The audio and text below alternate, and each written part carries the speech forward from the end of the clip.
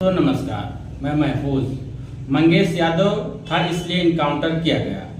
सपा नेता अखिलेश यादव और राज्यसभा सांसद संजय सिंह ने कहा यूपी में जाति देखकर इनकाउंटर किया जा रहा है।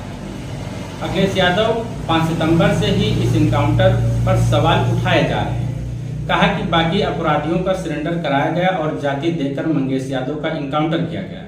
मंगेश यादव को अपराध की सजा मिली या जाति के कारण इनकाउंटर हुआ, इसे लेकर बहस चल रही। क्योंकि मंगेश का अब इनकाउंटर हो चुका है तो अब अपराध साबित करने और अपनी बेगुनाही का सबूत देने का मौका हमेशा हमेशा के लिए मंगेश यादव खो चुका है। सुप्रीम कोर्ट का आदेश है कि इनकाउंटर की न्यायिक जांच होनी चाहिए। मंगेश यादव के इनकाउंटर के मामले में सुल्तानपुर की जिलाधिकारी कीर्तिका जोशना ने एसडीएम विद्रोही सिंह से मामले की जांच करने को कहा है। तब तो अब सब कुछ रिपोर्ट पर आएगा।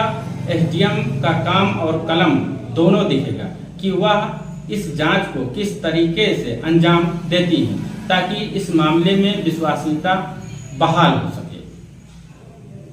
धर्म देकर बुलडोजर चलाने की खबरें बताते बताते अब लोगों को यह भी बताना पड़ेगा कि जाति देखकर इनकाउंटर किया जा रहा है। बुलडोजर यूपी की राजनीति और प्रशासन का हिस्सा हो चुका है और इसी तरह इनकाउंटर को लेकर पहली बार सवाल नहीं उठ रहे हैं।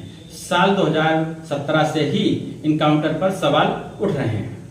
तमाम मीडिया रिपोर्ट्स आपको मिल जाएंगी। सुप्रीम कोर्ट ने प्रकाश कदम बनाम राम प्रसाद विश्वनाथ गुप्ता केस में एक फैसला सुनाया कि अगर इनकाउंटर फर्जी साबित हो गया तो पुलिस अफसर को फांसी की सजा दी जा सकती है। सुप्रीम कोर्ट ने इस केस में कहा था कि ट्रिगर हैप्पी पुलिसकर्मी को अलग लगता है कि वह इनकाउंटर के नाम पर किसी को मार सकता है और बच जाएगा तो उसे पता होना चाहिए कि फांसी का फंदा उसका इंतजार कर रहा है। जो भी फर्जी इनकाउंटर करता है वह हमेशा हमेशा के लिए सिस्टम का अपराधी बन जाता है और सिस्टम के इशारे पे काम करने लगता है। सरकार और राजनीति की कृपा पर जिंदा रहता है कि हमेशा उसे बचाया जाता रहे, ये बात याद रखनी चाहिए। सुल्तानपुर में लूट की घटना के बाद जिस तरह से मंगेश यादव का इनकाउंटर हुआ है, लोग सवाल उठा रहे हैं। यदि किसी घटना का मास्टरमाइंड विपिन सिंह इसलिए छोड़ दिया जाता है कि उसके नाम के आगे सिंह लगा है और वह यादव नहीं था, उसके नाम के आगे सिंह लगा था, उसे सरेंडर कराया गया। उत्तर प्रदेश के लिए ये बेहद दुखद प्रसंग है। यहाँ इन बातों की चर्चा हो रही है, इससे ये भी पता चलता है कि समाज राजनीतिक तौर पर कितना सड़ चुका है।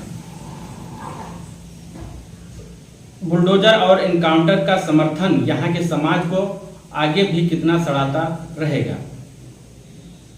अगर इतनी सी बात लोगों को समझ में नहीं आती कि मंगेश यादव को क्यों मारा गया, विपिन सिंह को क्यों छोड़ा गया, इस राजनीति पर आने से पहले आपको हैदराबाद की एक घटना के बारे में बताना चाहते हैं।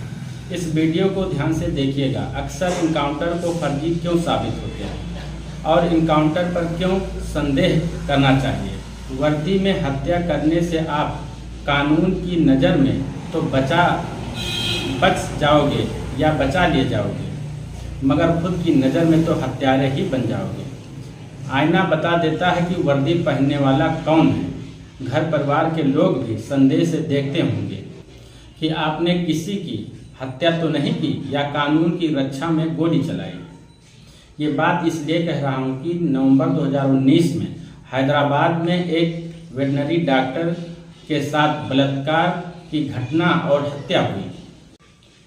6 दिसंबर 2019 के दिन पुलिस 4 लोगों को उठाती है और इनकाउंटर कर देती है और पुलिस वही सब तर्क देती है कि चारों ने पुलिस पर हमला किया तो फिर पुलिस ने आत्मरक्षा में गोली चलाई, फिर चारों मर गए। सुप्रीम कोर्ट के जस्टिस वीएस सिरपुरकर की अध्यक्षता में एक जांच कमेटी बैठा दी। इस कमेटी ने पुलिस की तमाम थ्योरी को बोगस बताया और इनकाउंटर में शामिल 10 लोगों के खिलाफ एफआईआर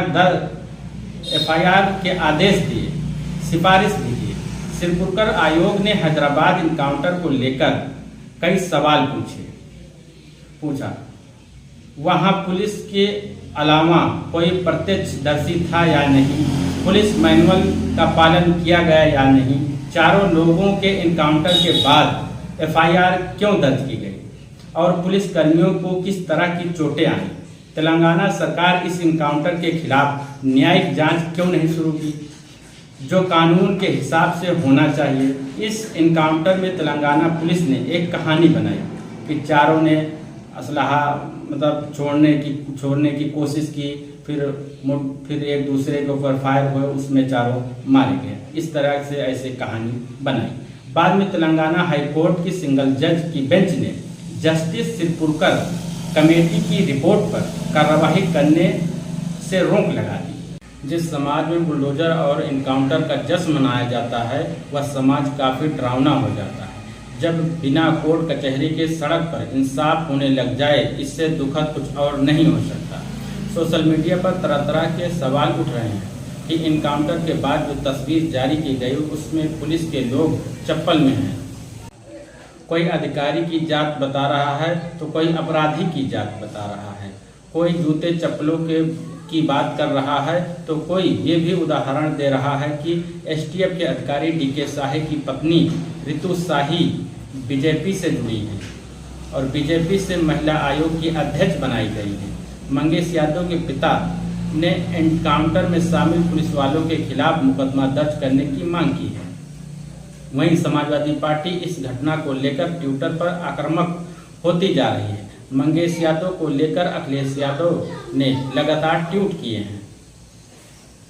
अखिलेश का पहला ट्वीट है, सवाल ये है कि लुटेरों से लूट का माल किसने लूट लिया, जब सब पकड़े गए तो फिर सोना किसके खजाने में जाकर जमा हो गया। कहीं ऐसा तो नहीं कि जो लुटेरे बनकर गए वो किसी के प्रतिनिधि थे। सवाल गंभीर है। वहीं दूसरा ट्वीट, 2 दिन पहले जिसको उठाया और इनकाउंटर के नाम पर बंदूक सटाकर गोली मारकर हत्या की गई, जब अब उसकी मेडिकल रिपोर्ट बदलवाने का दबाव डाला जा रहा है। इस संगीन शासकीय अपराध का सर्वोच्च न्यायालय तुरंत संज्ञान ले, इससे पहले कि सबूत मिटा दिए जाएं। किसी भी राज्य की पुलिस की हिरासत में मौत के समय सवाल उठाना पड़ता है और ये जरूरी है। अगर ये व्यवस्था का हिस्सा बनता चला गया और समाज में चुप्पी उसकी पहचान बनती चली गई तो किसी के लिए भी खतरा हो सकता है, किसी का भी नंबर आ सकता है।